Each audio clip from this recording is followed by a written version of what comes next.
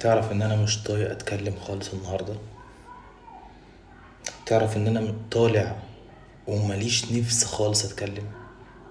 قسما بالله بجد. لحظة ان انت بتشوف نهائي افريقيا والاهلي مش موجود فيها، دي بالنسبة لي انا يعني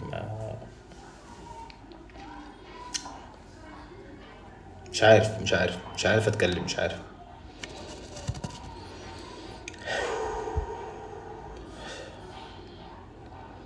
موضوع رخم قوي قوي لما تلاقي نهائي افريقيا، كاس افريقيا، ما بين ويليامز وما بين علي جبر، والاهلي مش موجود في النهائي اصلا. الموضوع ده بالنسبه لي انا يعني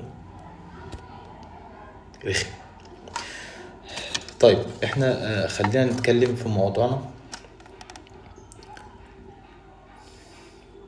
خوسيه ريفيرو طلب من اداره النادي الاهلي التعاقد مع موبيكازي.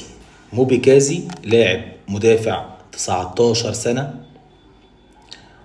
اورلاندو طالب من الاهلي 700 ألف دولار في اللاعب. 700 ألف دولار في اللاعب. خوسيه ريفيرو هو طالب اللاعب ده بالاسم.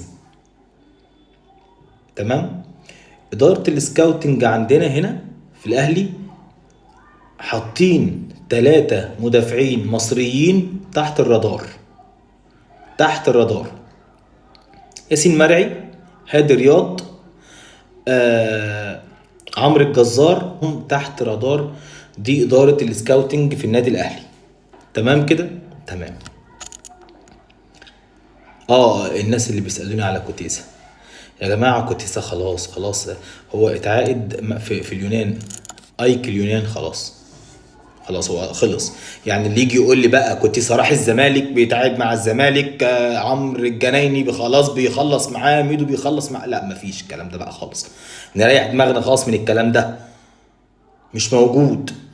كوتيسا خلص خلاص. تمام. تمام.